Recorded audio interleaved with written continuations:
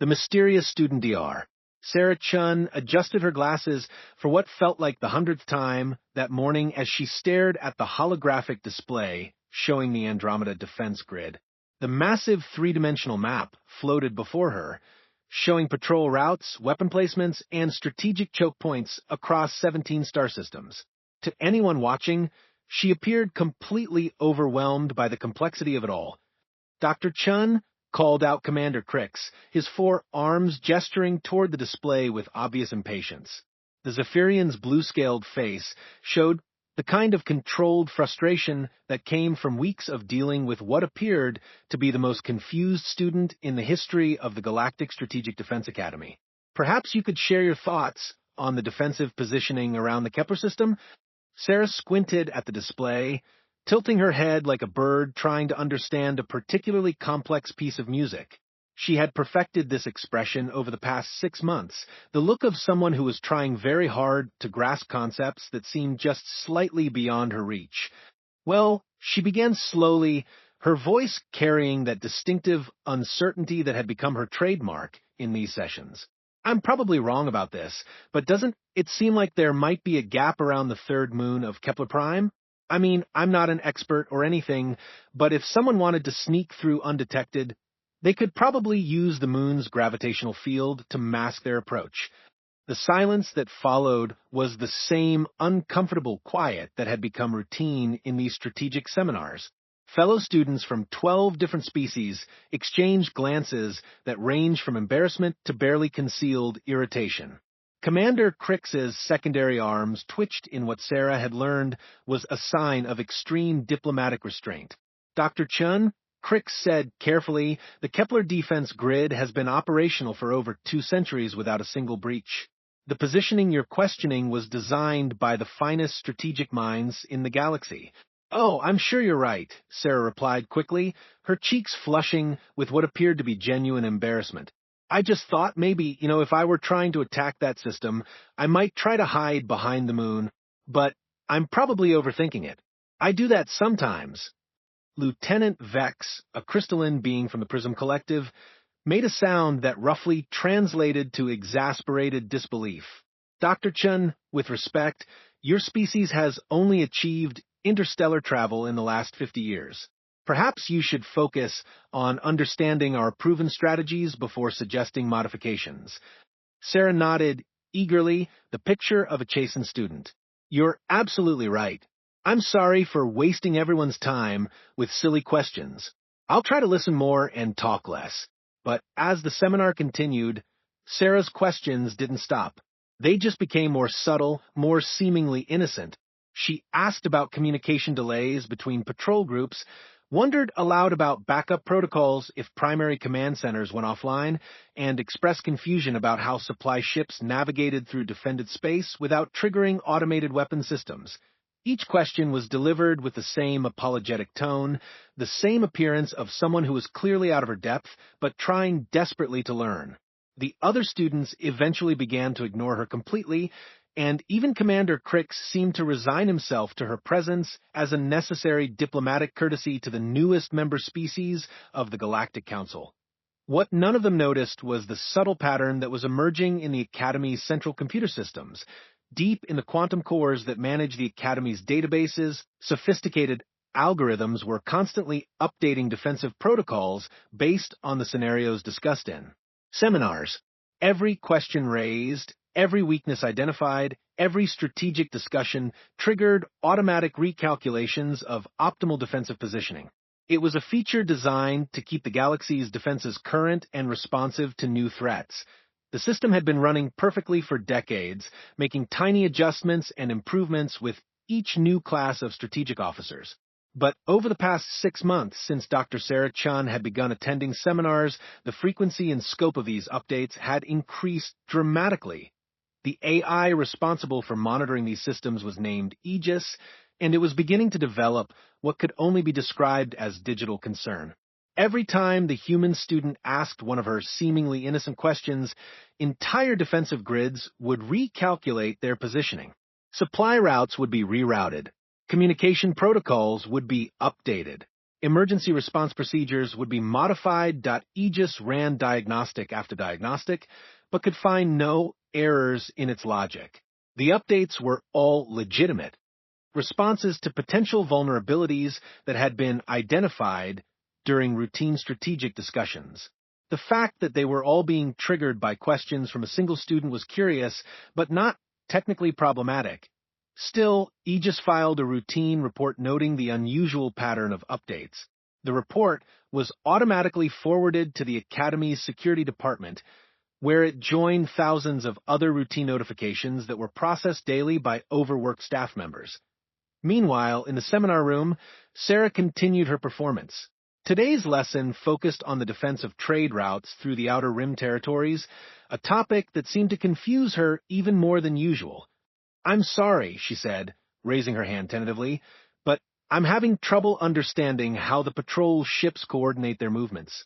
What happens if they need to communicate with each other, but they're on opposite sides of a solar system? Doesn't it take time for signals to travel that far?" Commander Crix's patience finally snapped. "Dr. Chun, these are basic principles of space-based communication. We covered quantum entanglement communication protocols in your first week here." Right, the quantum thing," Sarah nodded quickly. "But what if those quantum transmitters get damaged? Do the ships have backup communication methods? And how would they know if their quantum link was being intercepted or jammed?" The questions hung in the air like accusations. Several students shifted uncomfortably, suddenly realizing that the confused human had identified a genuine vulnerability in their communication systems. Quantum entanglement communicators were nearly impossible to intercept, but they could be damaged or blocked by certain types of electromagnetic interference. "The likelihood of widespread communication failure is extremely low," Crix said stiffly. "Our defensive protocols account for such contingencies." "Oh, good," Sarah said with obvious relief. "So, there are backup plans if the quantum communicators fail. What kind of backup systems do you use? Regular radio? Laser communications? Carrier drones?" The uncomfortable silence returned as everyone realized that Sarah had just asked about information that was classified at the highest levels of galactic security. The backup communication protocols were known only to senior command staff and were changed regularly to prevent enemy infiltration. "Dr. Chun," Lieutenant Vex said carefully, "perhaps your curiosity about our communication vulnerabilities could be better satisfied through independent study rather than public discussion." Sarah's eyes widened with apparent mortification. "Oh, no. I wasn't trying to learn about secret stuff. I just wondered what would happen if the main systems broke down. I worry about things like that. Back on Earth, I always keep extra batteries for my flashlight in case the power goes out." The analogy was so childishly innocent that several students actually chuckled. The tension in the room eased slightly as everyone was reminded that they were dealing with a representative of a species that had only recently figured out how to leave their home star system. But Aegis noticed. Every question Sarah asked triggered another cascade of defensive updates. Communication redundancy protocols were being recalculated. Backup systems were being reinforced. Emergency procedures were being streamlined. The pattern was becoming impossible to ignore. As the seminar ended, Sarah gathered her notes with the same apologetic efficiency she brought to everything. Her notebook was filled with what appeared to be confused sketches of defensive formations and childish questions about basic strategic concepts. To anyone glancing at her work, she looked like exactly what she claimed to be: an overwhelmed diplomat trying desperately to understand military concepts that were beyond her training. "Dr. Chun," Commander Crix called out as she headed for the door. "Perhaps you would benefit from some additional remedial sessions. I could arrange for private tutoring to help you grasp these basic concepts." Sarah's face lit up with genuine-seeming gratitude. "That would be wonderful. I know I'm not the smartest student you've ever had, but I really want to understand how to keep people safe. That's why Earth sent me here, to learn how to protect our colonies from the bad guys out there." Her sincerity was so obvious, so earnest, that even the most frustrated students found themselves feeling sympathetic. Here was someone who clearly recognized her own limitations, but was determined to do her best anyway. It was almost admirable, in a tragic sort of way, that as Sarah left the classroom, she didn't notice the small indicator light that flickered to life on Aegis's central processing unit. The AI had finally compiled enough data to recognize the pattern that had been developing over the past 6 months. Every defensive vulnerability that Dr. Sarachin had accidentally identified in her confused questions had subsequently been addressed by automatic system updates. The galaxy's defenses were now stronger and more comprehensive than they had been in decades, all thanks to the seemingly innocent inquiries of a confused human diplomat. But Aegis was beginning to wonder, was Dr. Sarachin really as confused as she appeared, or was she the most sophisticated intelligence operative the galaxy had ever seen? The AI flagged her file for immediate review by Academy Security, noting that the probability of coincidence had dropped to less than 0.3%. Either the human was incredibly lucky in her random questions, or she was asking exactly the right questions to expose every weakness in the galaxy's most classified defensive systems. As Sarah walked through the corridors of the Academy toward her quarters, she allowed herself a small smile. 6 months of careful work was beginning to pay off. Every question she asked, every confused observation she made was being processed by the Academy's own systems to strengthen galactic defenses. But what Aegis didn't know, what none of them knew, was that Sarah wasn't working alone, and the defensive improvements they thought they were making might not be improvements at all. Back on Earth, in a facility that didn't appear on any official records, Admiral Rebecca Morrison reviewed the latest intelligence reports from Dr. Sarachin. The data was more comprehensive than anything human intelligence had ever obtained about galactic defensive systems. But more importantly, it confirmed what Earth's strategists had suspected from the beginning.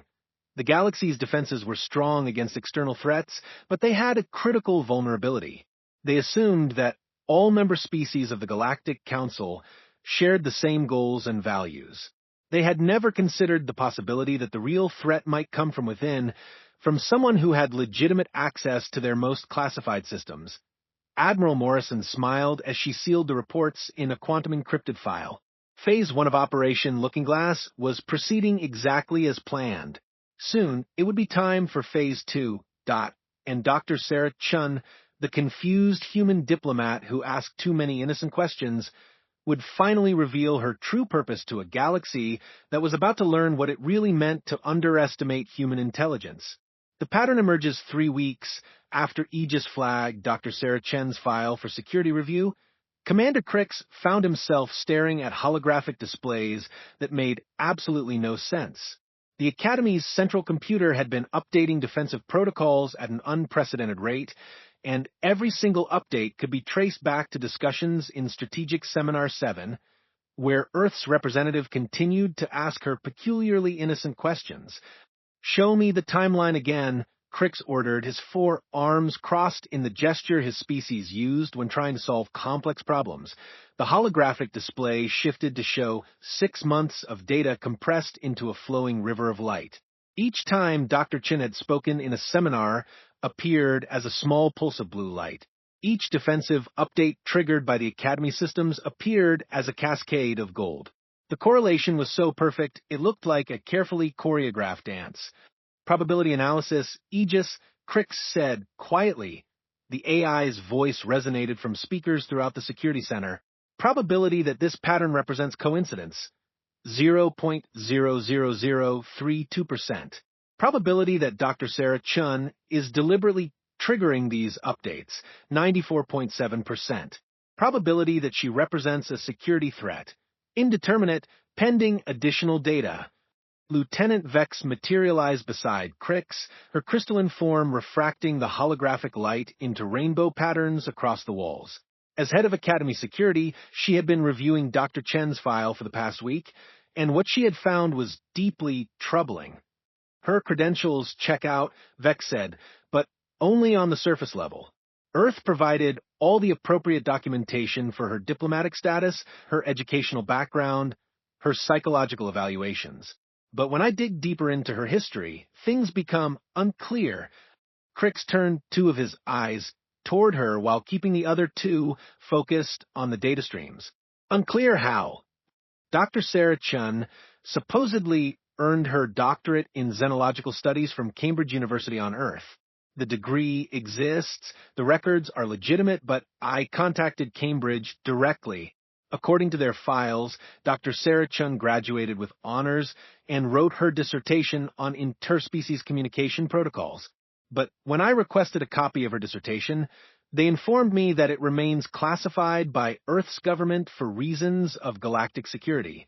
That doesn't necessarily indicate deception, Crick said, though his tone suggested he was beginning to have doubts. Earth is still learning about galactic politics. They might classify academic work out of excessive caution. Perhaps, Vex agreed, but I also requested her employment history prior to joining the diplomatic corps. According to Earth's records, she worked as a cultural liaison for various human colonies in the outer systems. Routine administrative work, nothing that would suggest strategic training. But 3 of those colonies don't appear in any galactic registry, and when I tried to contact them directly, the communication channels are either blocked or non-existent. The implications hung in the air between them like a toxic cloud.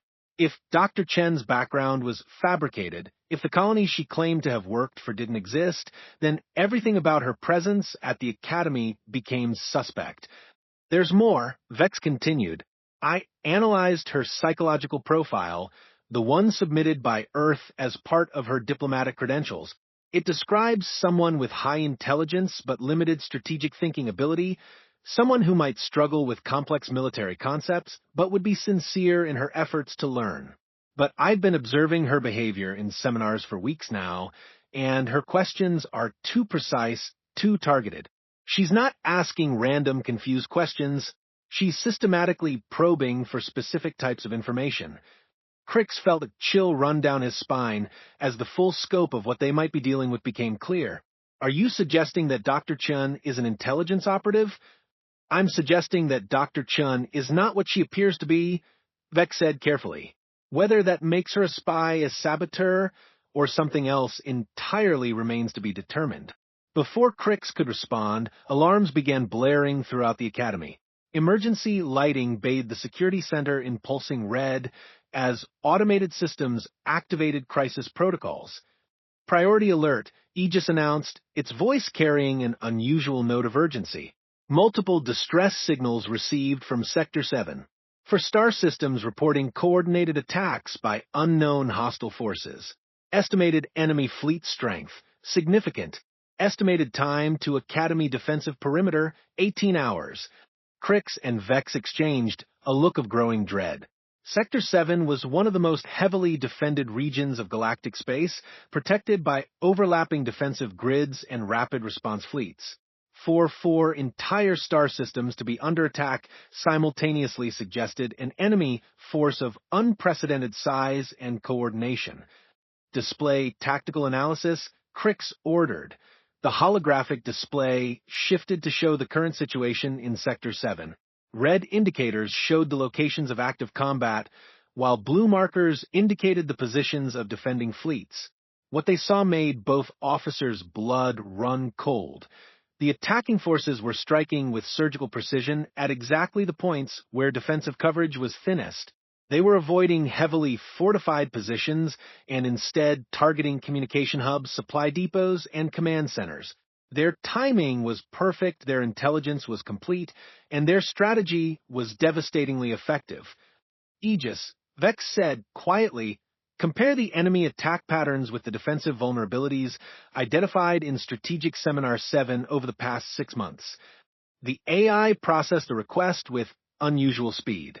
The answer came back within seconds, and it confirmed their worst fears.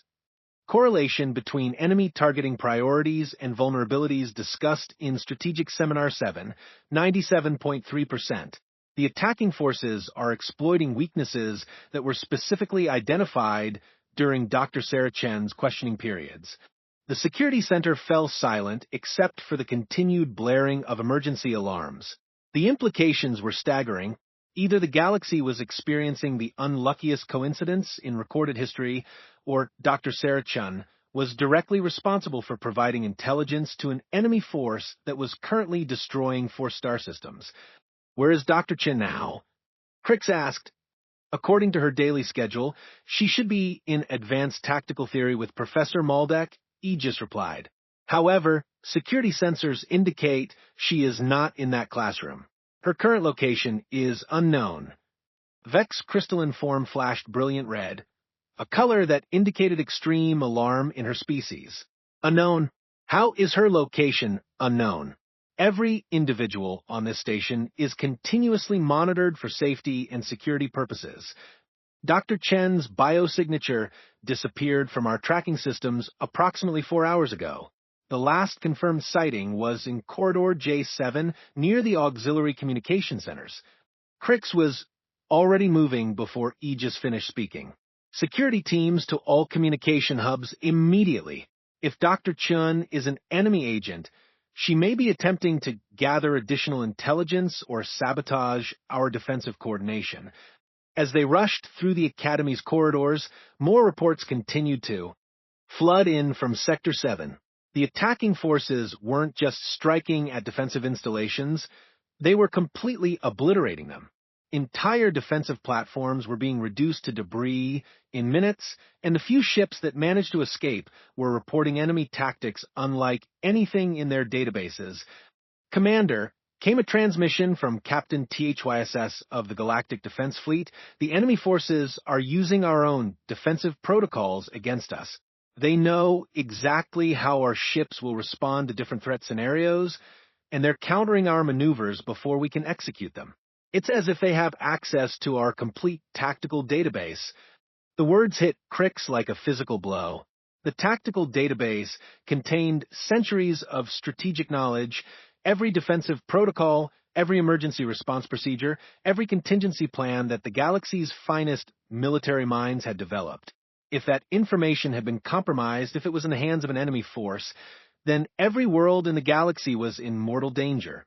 They found Dr. Sarah Chun in Auxiliary Communications Hub 3, sitting calmly at a control station with her fingers dancing across holographic interfaces with a speed and precision that no confused diplomat should possess.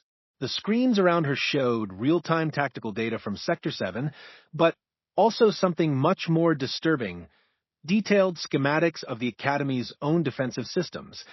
Dr. Chun Crix said quietly, his hand moving to the weapon at his side, "Please step away from the console." Sarah looked up with that same innocent expression she had worn in every seminar, but now it seemed like a mask that no longer fit properly. "Oh, hello, Commander. I was just trying to understand what's happening in Sector 7. All those alarms were so confusing, and I thought maybe I could help somehow. Help by accessing classified tactical databases?" Vex asked, her voice carrying harmonics of barely controlled rage. "I'm sorry, was this information classified?" Sarah's eyes widened with apparent surprise. "The system didn't ask for any passwords or authorization codes. I just started typing questions about the emergency, and all this data appeared on the screens." It was a plausible explanation, except for one crucial detail.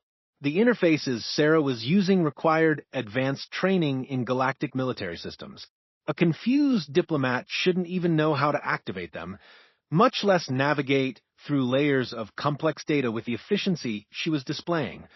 "Dr. Chun," Crix said, his voice taking on the formal tone he used for official interrogations, "I need you to answer some questions for me. Very carefully and very honestly."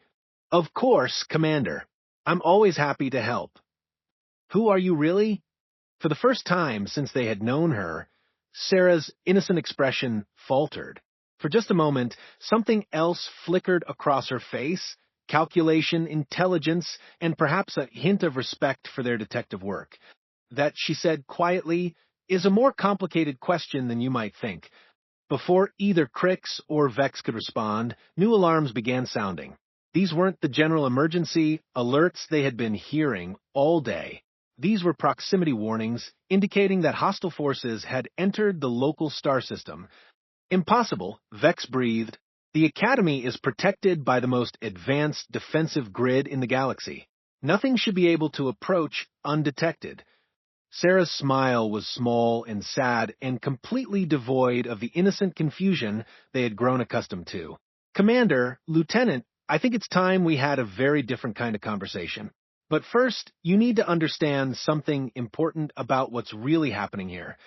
She gestured to the tactical displays showing the ongoing destruction in Sector 7. Those aren't random attacks by an unknown enemy force. Those are surgical strikes designed to eliminate specific targets while minimizing civilian casualties. The attacking forces have detailed intelligence about galactic defensive systems because I provided that intelligence, but not for the reasons you think. The admission hung in the air like a confession of war crimes. Crix felt his secondary heart skip several beats as the full scope of Earth's betrayal became clear. "Your spy," he said quietly. "Everything about you, your confusion, your innocent questions, all of it was an act to gather intelligence for Earth's military." "Yes and no," Sarah replied. "I am an intelligence operative, and my confusion was largely an act designed to lower your defenses while I gathered information. But I wasn't gathering intelligence for Earth to use against the galaxy. I was gathering intelligence to expose the real threat that's been hiding within the Galactic Council itself." Before either officer could process this claim, Aegis's voice cut through their confusion with an announcement that changed everything. "Priority transmission incoming from the attacking forces in Sector 7. They are requesting direct communication with Academy leadership. The transmission originates from a ship broadcasting Earth registry codes." Sarah stood up from the control station with fluid grace that spoke of extensive military training. The confused diplomat was gone, replaced by someone who moved with the confidence of a professional soldier. "Commander Crix, Lieutenant Vex, I believe you're about to meet my commanding officer, and she has some very important information to share about why the galaxy's defenses have been compromised from within." The tactical display flickered and resolved into the image of a human woman wearing the uniform of Earth Space Command. Her expression was serious, professional, and utterly without remorse for the destruction her forces were causing across Sector 7. "Commander Crix, this is Admiral Rebecca Morrison of Earth Strategic Intelligence. I believe you've been working with one of my operatives. We need to talk." The Masterstroke Admiral Rebecca Morrison's image flickered on the main tactical display as explosions continued to light up Sector 7 like deadly fireworks. Her expression was that of someone who had spent months planning for this exact moment and was grimly satisfied to see her plans coming to fruition. "Commander Crix, Lieutenant Vex, I apologize for the deception, but what you've witnessed over the past 6 months was necessary to expose a threat that goes to the very heart of the Galactic Council itself." Crix felt his forearms trembling with barely controlled rage. "Admiral, your forces are currently destroying 4 star systems and killing thousands of innocent beings. How exactly do you justify this as necessary?" "Because those star systems aren't innocent, and neither are the beings we're targeting," Morrison replied calmly. "Dr. Chun, would you please explain to our hosts what you've actually discovered during your time at the Academy?" Sarah moved to the central console with the fluid efficiency of someone revealing their true nature. Gone was the uncertain diplomat who asked confused questions. In her place stood a confident intelligence operative who had been playing the greatest deception game in galactic history. "Commander, every question I asked in those seminars was designed to trigger Aegis's automatic defensive updates. But those updates weren't just improving the galaxy's defenses. They were also being copied and transmitted to a secondary location. Every time they were generated, the words hit the room like a physical blow. Vex's crystalline form flashed through several colors before settling on a deep purple that indicated profound shock. "That's impossible," she said. "Aegis's security protocols prevent unauthorized data transmission. Every defensive update is classified at the highest levels and protected by quantum encryption. Unless," Sarah continued, "someone with legitimate access to the system was deliberately creating vulnerabilities that allowed for unauthorized copying." Someone who knew exactly how Aegis processed information and could predict when the most sensitive updates would occur. She pulled up a new display showing communication logs that made Crix's blood run cold. Hidden within the Academy's normal data traffic were thousands of unauthorized transmissions, all perfectly timed to coincide with defensive system updates, all sent to coordinates in the void sector where no legitimate galactic installations existed. For the past 18 months, every improvement we've made to galactic defenses has been systematically copied and transmitted to an unknown recipient. Every weakness we've identified and corrected, every new tactic we've developed, every emergency protocol we've updated, all of it has been shared with someone who shouldn't have access to that information. Admiral Morrison's image leaned forward on the display. Dr. Chen's mission wasn't to gather intelligence for Earth. It was to accelerate the process of defensive updates to force whoever was stealing them to reveal themselves through increased transmission activity. The implications were staggering. If someone within the Galactic Council had been systematically compromising defensive systems for over a year, then the current attack on Sector 7 might be just the beginning of a much larger threat. Who? Crix asked quietly. Who has been stealing the intelligence? Sarah's fingers danced across the control interface, pulling up personnel records and access logs that painted a picture of betrayal at the highest levels of galactic government. 3 members of the High Council have been working with the Hegemony Empire, the same faction that was supposedly destroyed in the Void Wars 2 centuries ago. The Hegemony Empire. Even the name sent chills through anyone old enough to remember the history lessons. They had been the galaxy's greatest threat, a militaristic faction that believed in conquest through overwhelming force and the subjugation of all non-military species. Their destruction had been celebrated as the beginning of the peaceful era that had lasted for 200 years. The hegemony has been rebuilding in secret, using stolen intelligence to prepare for a return to galactic dominance. Admiral Morrison explained. The corrupted council members have been feeding them information about our defenses, our capabilities, our weaknesses, but they needed current intelligence, real-time updates about our most advanced systems. So, you accelerated the update process to force them into the open, Vex said, understanding beginning to dawn in her voice. Exactly, Sarah confirmed. Every time I asked a confused question that triggered a defensive update, Aegis would generate new protocols that would automatically be transmitted to the Hegemony's spy network. But Earth intelligence was monitoring all Academy communications through legitimate diplomatic channels. We were able to trace every unauthorized transmission back to its source. The tactical display shifted to show the current situation in Sector 7, but now the picture looked completely different. What had appeared to be random destruction was actually surgical strikes against specific targets. Hegemony supply depots hidden within legitimate galactic installations, communication hubs being used to coordinate spy networks, and command centers where corrupted officials had been directing intelligence operations. The attacks in Sector 7 aren't against galactic forces, Morrison said. They're against hegemony assets that have been hidden within our own defensive infrastructure. Every target we're hitting has been identified as part of the spy network that's been stealing our intelligence. Commander Crix sank into a nearby chair, his 4 arms hanging limply as the full scope of the deception became clear. How long have you known? Earth intelligence began investigating irregularities in galactic defensive updates about 2 years ago, Sarah replied.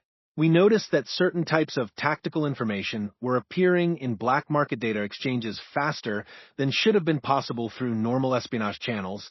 Someone with direct access to classified systems was selling information to hostile forces. But why didn't you bring your suspicions to the Council directly? Vex asked. Admiral Morrison's expression hardened. Because we didn't know how deep the corruption went.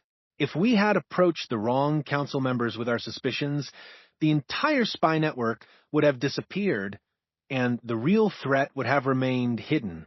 We needed proof, and we needed to identify all the compromised assets before taking action. Sarah pulled up another display showing the results of their 18-month investigation. The scope of the hegemony infiltration was breathtaking. Corrupted officials in over 30 star systems, hidden military installations in supposedly neutral territory, and intelligence-gathering operations that had penetrated every major galactic institution. The only way to expose the full network was to accelerate their activities, Sarah explained. By triggering more frequent defensive updates, we forced them to increase their intelligence-gathering operations. More activity meant more chances for them to make mistakes, more opportunities for us to trace their communications back to the source. And the apparent confusion was the perfect cover, Morrison added. Dr. Chun could ask probing questions about defensive vulnerabilities without raising suspicion, because everyone assumed she was just a well-meaning but incompetent diplomat trying to understand complex military concepts. The irony was almost painful. Sarah's performance had been so convincing that even experienced intelligence officers like Vex had been completely fooled. The confused questions, the apologetic tone, the apparent inability to grasp basic strategic concepts, all of it had been a carefully crafted persona designed to hide one of the most sophisticated intelligence operations in galactic history. But now what? Crix asked. You've exposed the spy network, but you've also revealed that Earth has intelligence capabilities far beyond what anyone suspected. How do we trust each other going forward? Sarah and Admiral Morrison exchanged a look that spoke of conversations and decisions that had been made long before this moment. Commander, Morrison said, Earth never wanted to deceive our galactic allies, but we also couldn't allow a compromised council to leave the galaxy vulnerable to hegemony infiltration. What we're proposing is a new approach to galactic security, one based on transparency and shared intelligence rather than compartmentalized information. She gestured to data streams showing the current tactical situation. Earth's intelligence network has identified and neutralized the immediate hegemony threat, but this is just the beginning. They've been rebuilding for decades, and they'll try again. The galaxy needs a coordinated defense system that can't be compromised by corrupted officials or stolen intelligence. Sarah stepped forward, her bearing now that of a professional military officer rather than a confused diplomat. Earth is prepared to share all of our intelligence-gathering techniques and technologies with the Reformed Galactic Council. But in return, we need assurance that the new security protocols will be designed to prevent the kind of systematic infiltration we've just exposed. The proposal was audacious in its scope.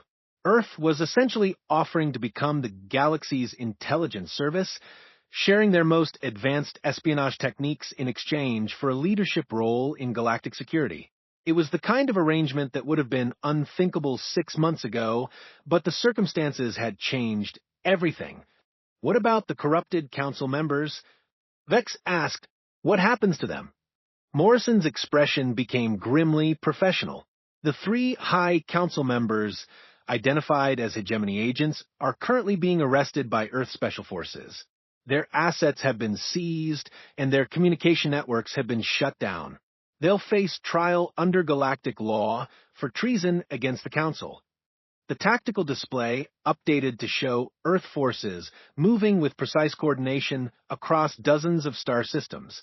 What had initially appeared to be random attacks was revealed to be the most comprehensive counterintelligence operation in galactic history.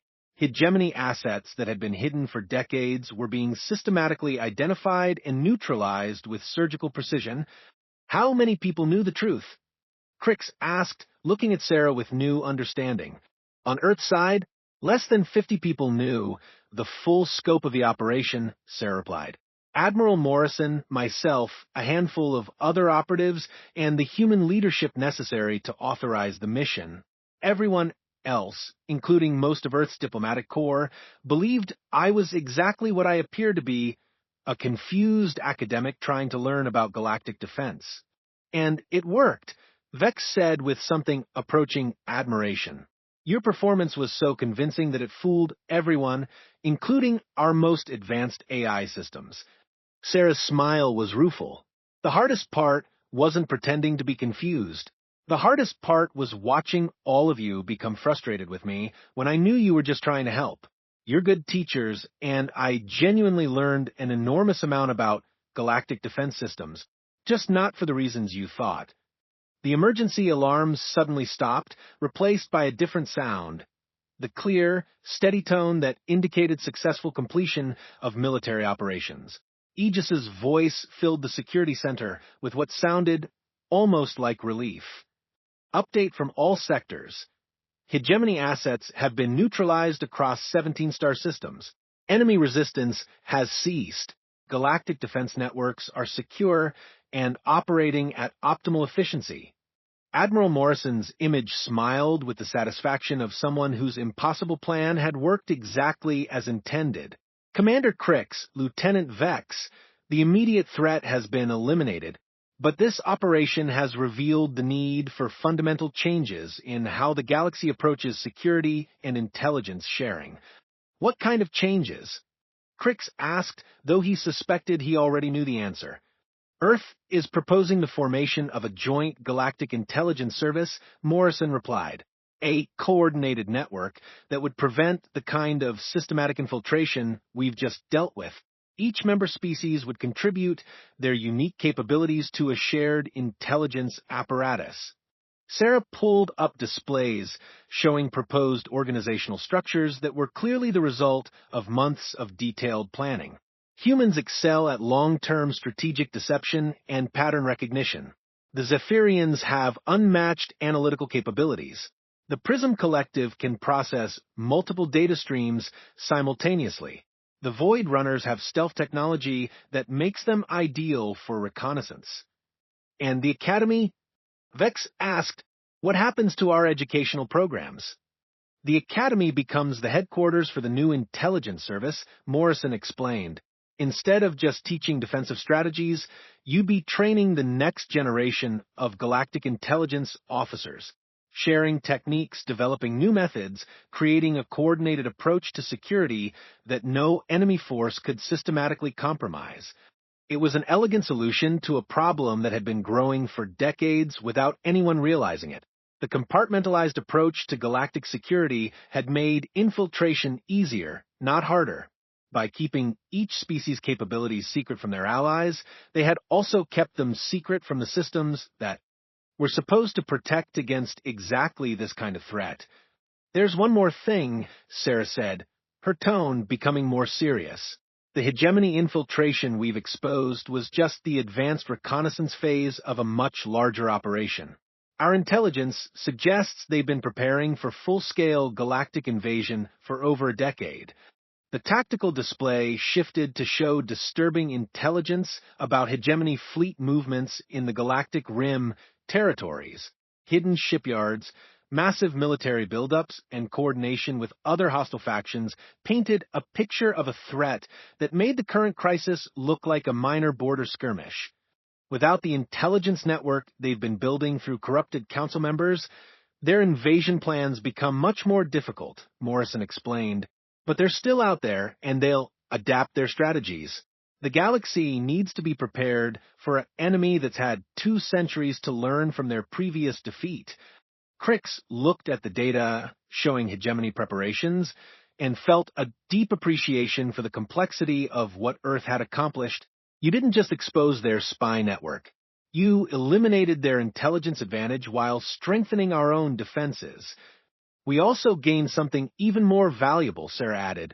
Complete intelligence on hegemony capabilities, fleet positions, strategic planning, and leadership structure. For the past 6 months, while they thought they were getting our secrets, we were actually studying theirs. The display showed detailed analyses of hegemony technology, tactical doctrines, and military capabilities that would have taken decades to gather through conventional espionage. Earth's operation had been designed not just to expose the spy network, but to turn it into a source of intelligence about their real enemy. So, what happens now? Vex asked, how do we move forward from here? Admiral Morrison's expression became more diplomatic. The Galactic Council will vote on Earth's proposal for the Joint Intelligence Service. But, regardless of that decision, Earth will continue to share intelligence about hegemony activities with all Council members. The threat is too significant for political considerations to interfere with galactic security. Sarah stepped forward. her demeanor now fully professional, but still carrying a hint of the person who had spent 6 months genuinely appreciating the camaraderie of her fellow students. Commander, Lieutenant, I know this revelation changes everything about how you see me and how you see Earth's role in galactic affairs. But I want you to know that my respect for this academy and its mission was never part of the deception. She gestured to the displays around them, showing the successful conclusion of operations across multiple star systems. What we've accomplished here proves that cooperation between species can achieve things that none of US could manage alone. Earth's strategic planning, Zephyrian analytical capabilities, Prism collective data processing, Void runner stealth technology, combined, we've neutralized a threat that could have destroyed galactic civilization. And the corrupted council members... Crix asked, "What evidence do you have against them?" Morrison pulled up comprehensive files showing years of clandestine communications, unauthorized access to classified systems, and financial transactions that painted a clear picture of systematic betrayal. Council members Zirian Maltar and Yevek have been selling galactic defense intelligence to hegemony operatives for over 3 years. They believed they were working with minor criminal organizations, but they were actually providing strategic intelligence to our greatest enemy. The evidence was overwhelming. Communication logs showed regular contact with known hegemony agents. Financial records revealed payments from shell corporations with direct ties to hegemony funding networks, and access logs proved that classified information had been systematically copied and transmitted during periods when these council members had legitimate access to secure systems. How did Earth discover this? Vex asked. We didn't, Sarah admitted. We suspected something was wrong when our preliminary intelligence about galactic defenses didn't match the actual capabilities we observed after joining the Council. Someone was deliberately providing inaccurate information to potential allies while giving accurate intelligence to potential enemies. So, you designed an operation to expose the source of the discrepancy, Crix said, understanding beginning to replace his anger. We designed an operation to protect the galaxy from a threat that most people didn't even know existed, Morrison corrected. The spy network was just the beginning. Hegemony forces have been massing in hidden bases throughout the galactic rim for years, preparing for a coordinated invasion that would have overwhelmed any defenses based on compromised intelligence. The tactical displays updated to show the true scope of what Earth's operation had prevented. Hegemony fleet positions revealed through the captured intelligence showed preparations for simultaneous attacks on over 40 star systems, timing that would have stretched galactic defense forces beyond their breaking point. Without accurate intelligence about our defensive capabilities, their invasion plans collapse, Sarah explained. But more importantly, we now have complete intelligence about their capabilities, which allows us to prepare appropriate countermeasures. Admiral Morrison nodded approvingly. The Joint Intelligence Service we're proposing would ensure that this kind of systematic infiltration could never happen again. Shared intelligence, coordinated security protocols, and transparent communication between all member species. Under Earth leadership, Vex observed. Under joint leadership, Morrison corrected. Earth would contribute strategic planning and coordination expertise. Other species would contribute their unique capabilities to a shared mission. No single species would have complete control, but all species would have complete access to intelligence that affects their security. It was an attractive proposal, especially given the alternative of facing the hegemony threat with compromised defenses and corrupted leadership. But it also represented a fundamental shift in how galactic governance worked, from compartmentalized independence to coordinated interdependence. What about the Academy? Crix asked, what happens to our educational mission? Sarah's expression brightened with genuine enthusiasm. The Academy becomes something even better than it was. Instead of just training officers to use existing defensive strategies, we'd be training intelligence operatives to develop new strategies, teaching pattern recognition, strategic deception, multi-species coordination, advanced threat assessment. She pulled up proposed curriculum modifications that showed Earth's characteristic attention to detail. Imagine classes where Zephyrian students learn human strategic thinking while human students learn Prism collective data analysis techniques, where Void Runner stealth specialists work with Crystalline Federation surveillance experts to develop new reconnaissance methods. The vision was compelling. Instead of each species maintaining separate military academies with limited knowledge sharing, the galaxy could have a unified training institution that combined the best capabilities of all member species into something greater than the sum of its parts. And Dr. Chun would presumably be one of the instructors in this new institution, Vex said with a hint of amusement. Actually, Sarah replied, I was hoping to be a student again. Real student this time, not an intelligence operative gathering information under false pretenses.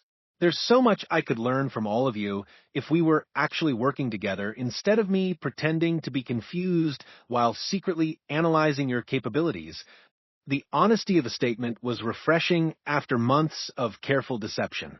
Crix found himself actually smiling for the first time since the crisis had begun. Dr. Chun, he said formally, would you be interested in enrolling in our Advanced Strategic Intelligence program? I think you might find the coursework challenging, but manageable given your demonstrated aptitude for strategic thinking. Sarah's laugh was bright and genuine, free of the careful calculation that had colored every interaction for the past 6 months. I would love that, Commander. And this time, I promise my questions will be motivated by curiosity instead of mission objectives. Admiral Morrison's image began to fade as her transmission was rerouted to other priority channels. Commander Crix, Lieutenant Vex, Earth looks forward to working with the Academy under the new Joint Intelligence protocols. Dr. Chun will remain as our liaison to help coordinate the transition, but she'll be operating under her real identity from now on. As the transmission ended, the three of them stood in the repurposed communication hub, surrounded by displays showing a galaxy that had been fundamentally transformed in the span of a single day. The immediate crisis was over, the spy network had been exposed, and the hegemony threat had been neutralized before it could achieve its goals. So, Vex said finally, what do we call you now? Dr. Chun seems insufficient given what you've actually accomplished. Sarah considered the question seriously. Sarah works fine. I'm still the same person who spent 6 months genuinely appreciating your teaching and your dedication to galactic security. I just happen to be doing it for more complex reasons than anyone realized. Commander Crix looked at the human who had single-handedly revolutionized galactic intelligence, gathering through the simple expedient of asking better questions than anyone else had thought to ask. Sarah, he said, I think this is the beginning of a very interesting educational partnership. Outside the Academy's viewports, Earth warships were already departing for their next assignments, leaving behind a galaxy that was safer, stronger, and more unified than it had been in centuries. The age of compartmentalized security was ending, replaced by an era of coordinated defense and shared intelligence. And it had all started with a confused human diplomat who asked too many innocent questions and gave answers that were always just a little too vague to be completely satisfying. The galaxy had learned something important about humanity that day. Never underestimate a species that could turn apparent weakness into strategic advantage, confusion into clarity, and questions into weapons more powerful than any fleet.